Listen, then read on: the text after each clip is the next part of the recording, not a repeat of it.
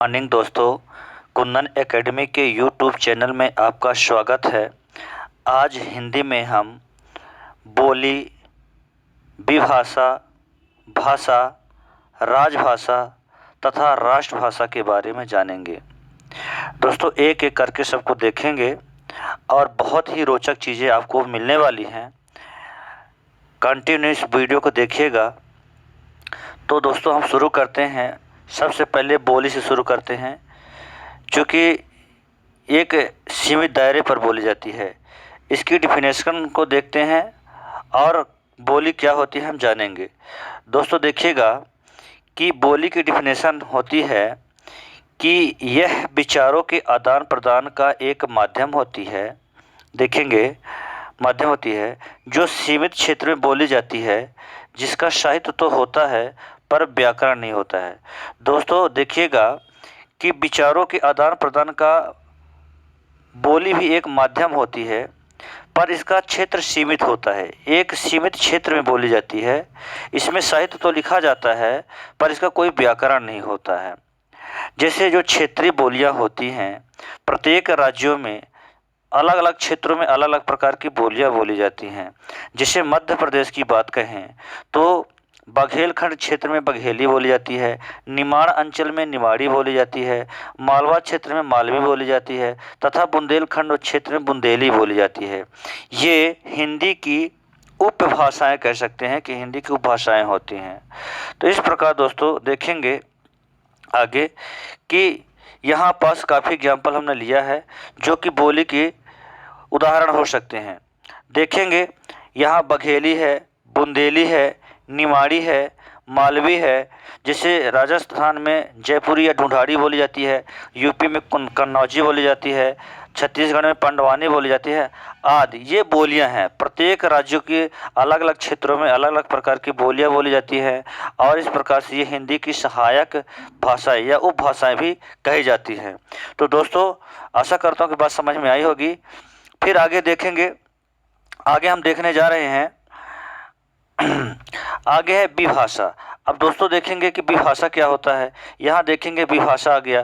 तो विभाषा की डिफिनेशन होती है कि हम बोली जब अपना क्षेत्र विस्तार कर लेती है। क्या?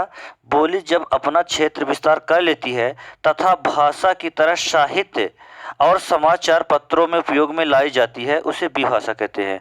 दोस्तों बहुत बेहतरीन बात यहाँ है, समझिएगा कि जिस बोली के बारे में भी हमने पढ़ा है कि एक सीमित क्षेत्र में बोली जाती है, इसका साहित्य होता है तथा व्याकरण नहीं होता है, तो वही बोली जब धीरे धीरे अपना क्षेत्र विस्तार कर लेती है, आशा ये है कि जब उसका साहित्य में अच्छा प्रयोग होने लगता है या कहें कि समाचार पत्रों में भी उसका प्रयोग होने लगता है, उसकी पॉपुलैरिटी, किसकी? बोली की पॉपुलैरिटी धीरे धीरे जब बढ़ने लगती है तो वह विभाषा का रूप धारण कर लेती है। मतलब भाषा से कम एरिया में कहें या बोली जो है तो थोड़ा ज़्यादा क्षेत्र विस्तार कर लेती है, तब उस स्थिति को विभाषा कहते हैं। तो देखिएगा कुछ एग्जाम्पल के तौर पर हम आपको उदाहरण दिखाते हैं। जैसे यहाँ पास विभाषा में है, जैसे देखेंगे ब्रज है। यहाँ देखिएगा ब्रज है। ब्रज जो है तो यूपी में बोली जाती है, बुंदेली एमपी में बोली जाती है, अवधी भी यूपी में बोली जाती है। और दोस्तों एक सबसे बड़ा उदाहरण इस समय जो है तो भोजपुरी है। देखिएगा ये सब विभाषा के रूप में कही जा सकती हैं। कहने का तात्पर्य ये है कि एक तो ये बोलियां ही थी, लेकिन धीरे धीरे साहित्य में प्रयोग होने की वजह से इनका क्षेत्र विस्तार हो गया है, धीरे धीरे पॉपुलर हो गई हैं। जैसे आप देखेंगे कि कृष्ण भक्ति शाखा के जितने कवि हैं उन्होंने ब्रज भाषा में साहित्य लेखन का कार्य किया। इसी प्रकार जो है राम भक्ति शाखा के कवियों ने, जैसे रामचरितमानस तुलसीदास जी ने तथा मलिक मोहम्मद जैसी ने पद्मावत जैसे ग्रंथ अवधि में लिखा है। इसी प्रकार बुंदेली भी जो है तो इसका भी क्षेत्र बुंदेलखंड में जैसे आला खंड वगैरह लिखे गए हैं।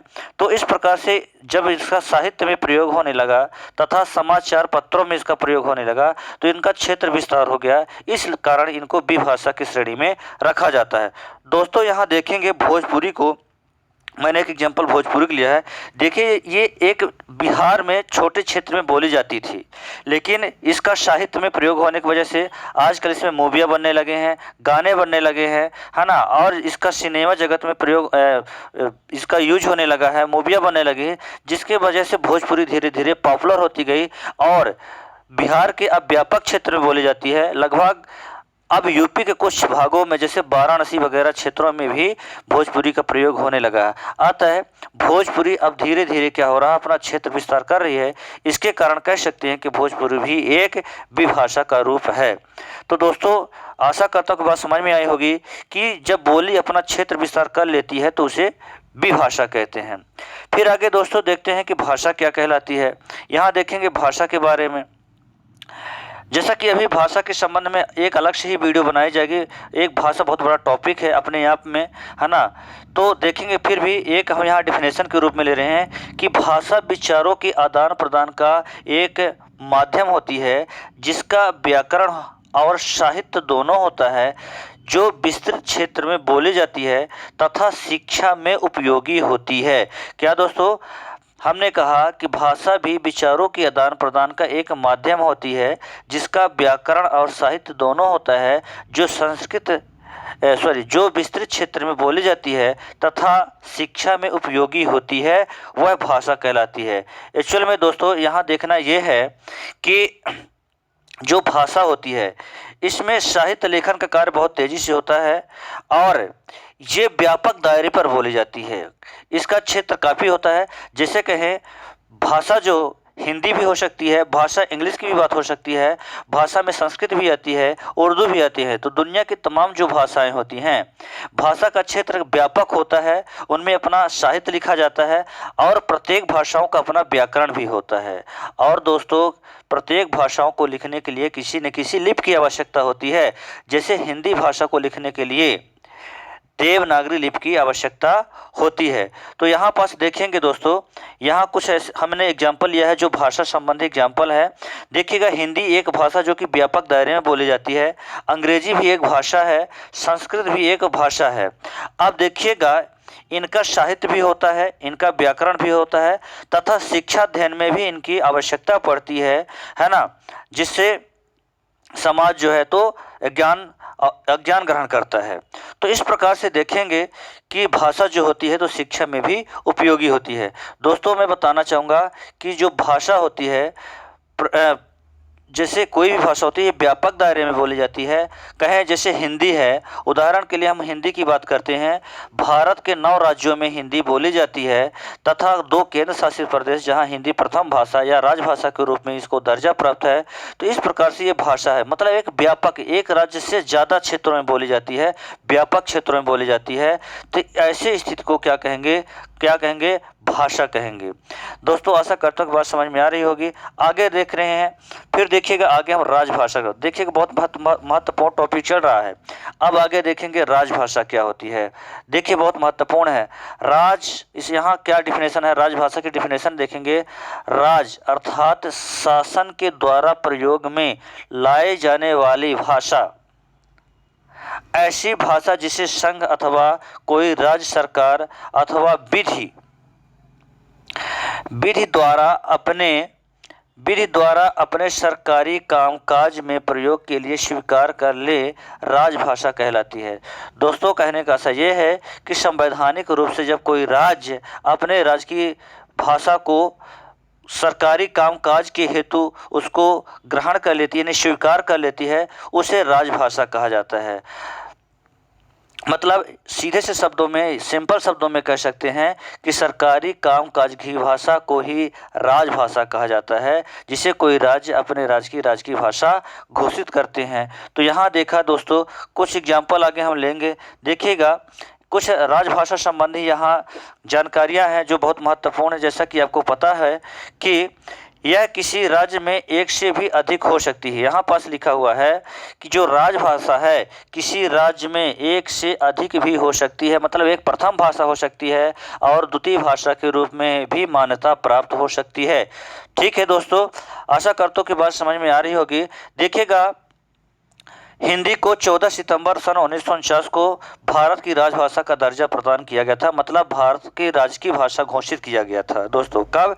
14 सितंबर 1949 को।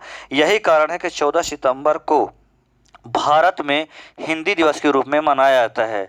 तो दोस्तों हिंदी भारत की राजभाषा है, अर्थात कह सकते हैं कि सरकारी कामकाज की भाषा है।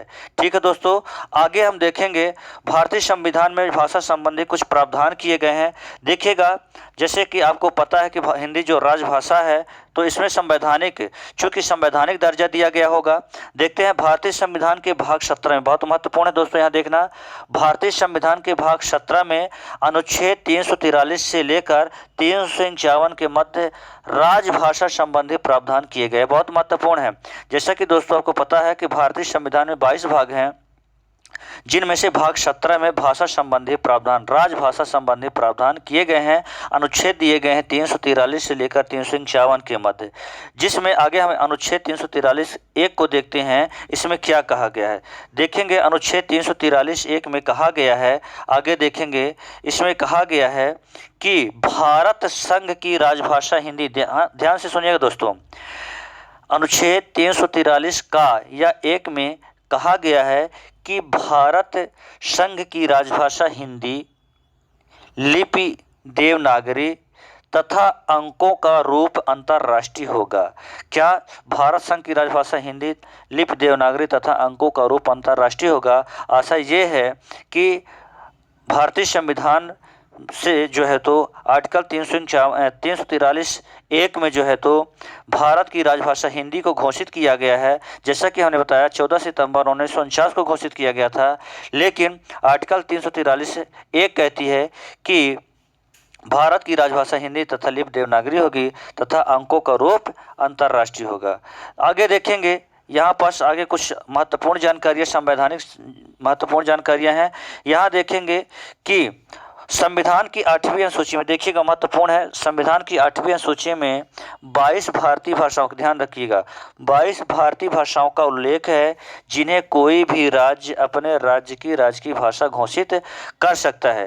देखिएगा दोस्तों, महत्वपूर्ण बात है, जब भारतीय संविधान बना था तो 8वीं अनुसूची में प्रारंभ में 14 भाषाओं का ही उल्लेख था, लेकिन बाद में संविधान संशोधन करके अलग अलग संविधान संशोधनों के तहत जो है तो और भी भाषाओं को जोड़ा गया और वर्तमान में भारतीय संविधान की 8वीं सूची में 22 भाषाओं का उल्लेख मिलता है और कोई भी राज्य भारत का इन 22 भारतीय भाषाओं में से किसी एक भी भाषा को अपने राज्य का राजकीय भाषा घोषित कर सकता है। इनके अतिरिक्त किसी अन्य भाषा को वह राजकीय भाषा घोषित नहीं कर सकता है। तो दोस्तों आशा करता हूँ कि समझ में आया होगा। आगे देखते हैं, आगे हम राष्ट्रभाषा को देखने जा रहे हैं कि राष्ट्रभाषा क्या होती है।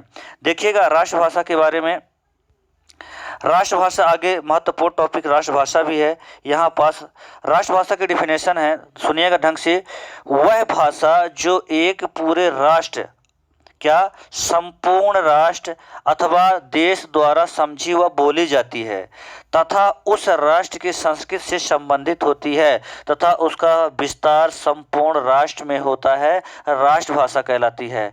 दोस्तों राष्ट्रभाषा क्या होती है कि जब पूरे राष्ट्र के द्वारा बोली जाए या कहें संपूर्ण राष्ट्र के द्वारा, मतलब व्यापक दायरे में बोली जाती है और उस देश के लोगों के द्वारा समझी जाती है ना, और उनके संस्कृति से संबंधित होती है, उसे राष्ट्रभाषा कहते हैं। मतलब उसके राष्ट्र के प्रतीक के रूप में होती है, राष्ट्र का प्रतिनिधित्व करती है, राष्ट्रभाषा कहलाती है। यहाँ देखिएगा दोस्तों, आपसे एक क्वेश्चन पूछ रहा हूं, आपको बताना है, कमेंट करके बताना है कमेंट बॉक्स में कि क्या भारत की कोई राष्ट्रीय भाषा है, क्या भारत की राष्ट्रभाषा है, यदि है तो आप बताएंगे इसको। तो दोस्तों आज के लिए इतना ही, मिलेंगे अगली क्लास में। गुड डे, धन्यवाद, मुस्कुराते रहिए। मिलेंगे अगले वीडियो में नई लॉजिक के साथ।